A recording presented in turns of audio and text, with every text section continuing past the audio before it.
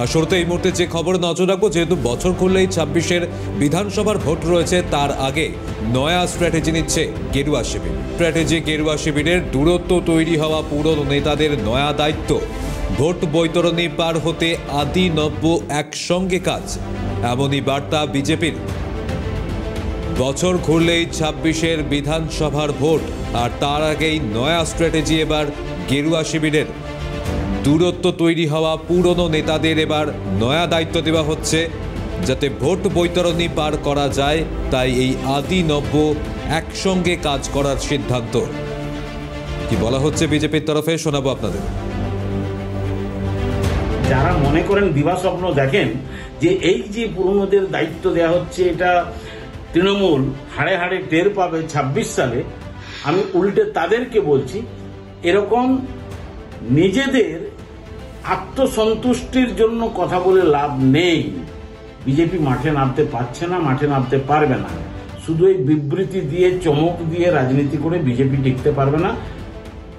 আমাদের মনে হচ্ছে যে 26 সালের ভোটে বিজেপি আমাদের জেলাতে তো বটেই নিঃস্ব হবে, সারা বাংলাতে 30-40-এর বেশি আসন বিজেপি পাবে বলে মনে হচ্ছে। আর যারা মনে করেন দিবা স্বপ্ন দেখেন যে এই যে পুরনোদের দায়িত্ব দেওয়া হচ্ছে, এটা তৃণমূল হাড়ে হাড়ে টের পাবে 26 সালে, আমি উল্টে তাদেরকে বলছি, এরকম নিজেদের আত্মসন্তুষ্টির জন্য কথা বলে লাভ নেই। বিজেপি মাঠে নামতে পারছে না, মাঠে নামতে পারবে না। শুধু এই বিবৃতি দিয়ে, চমক দিয়ে রাজনীতি করে বিজেপি টিকতে পারবে না। আমাদের মনে হচ্ছে যে 26 সালের ভোটে বিজেপি আমাদের জেলাতে তো বটেই নিঃস্ব হবে, সারা বাংলাতে 30-40-এর বেশি আসন বিজেপি পাবে বলে মনে হচ্ছে। ইতিমধ্যে একদিকে যখন বছর ঘুরলেই 26-এর বিধানসভা নির্বাচন, তার আগেই নতুন স্ট্র্যাটেজি নিচ্ছে দল। আপনারা শুনলেন তৃণমূল নেতার বক্তব্য এই প্রসঙ্গে। আর ঠিক সেই সময় পাল্টা বিজেপি নেতৃত্ব, অর্থাৎ দিলীপ ঘোষ কি বলছেন, শোনাবো আপনাদের। আর যারা পুরনো লোক, অভিজ্ঞতা আছে, ইলেকশন লড়িয়েছেন, পার্টিকে এতদূর নিয়ে এসছেন, সে সমস্ত পুরনো লোকেদেরকে কাজে লাগানোর দরকার আছে। যত লোক তত শক্তি, তাদের অভিজ্ঞতাটা আমাদের লাভে আসবে। পশ্চিমবাংলায় রাজনীতি মানে একটা বিরাট ব্যাপার, টাফ ব্যাপার, ইলেকশনও তাই। যেন যারা লড়াই করেছেন এই পরিস্থিতির মধ্যে, তাদের অভিজ্ঞতার লাভ পার্টি না হচ্ছে, সবাইকে কাজে লাগাবে।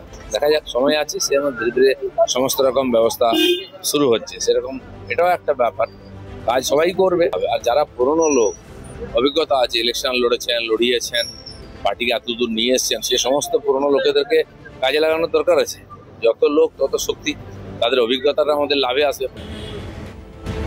বছর ঘুরলে 26-এর বিধানসভা নির্বাচনকে কেন্দ্র করে গেরুয়া শিবিরের নয়া স্ট্র্যাটেজি। সেখানে আপনাদের প্রথমে শোনালাম তৃণমূল বিধায়ক অজিত মাইতির প্রতিক্রিয়া, এবং পাল্টা বিজেপি নেতা দিলীপ ঘোষ কি বলেছেন সেটাও আপনাদের শুনিয়েছি।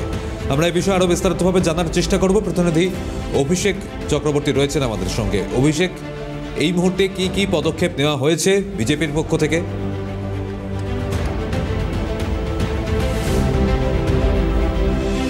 দীর্ঘদিন ধরে দলের সাথে দূরত্ব তৈরি হয় পুরনো কর্মীরা, কেউ 2021 সালে সভাপতি ছিল, কেউ প্রার্থী, বিধানসভার যে প্রার্থী সে প্রার্থী হয়েছিল, এবং পাশাপাশি কিন্তু বিভিন্ন যে পদাধিকার ছিল পুরনো বিজেপির, তাদের প্রত্যেকেই কিন্তু বিধানসভা যে ইনচার্জ, বিধানসভা দায়িত্ব, এরকম অনেকেই কিন্তু উঠে এসছে। এবং তাদের মুখে যে বক্তব্য, যে দল দায়িত্ব দিয়েছে, দল কাজ করে, এই প্রসঙ্গে দিলীপ ঘোষ বলেছে নতুন পুরনো সবাইকে মিলেমিশে একসাথে কাজ করতে হবে।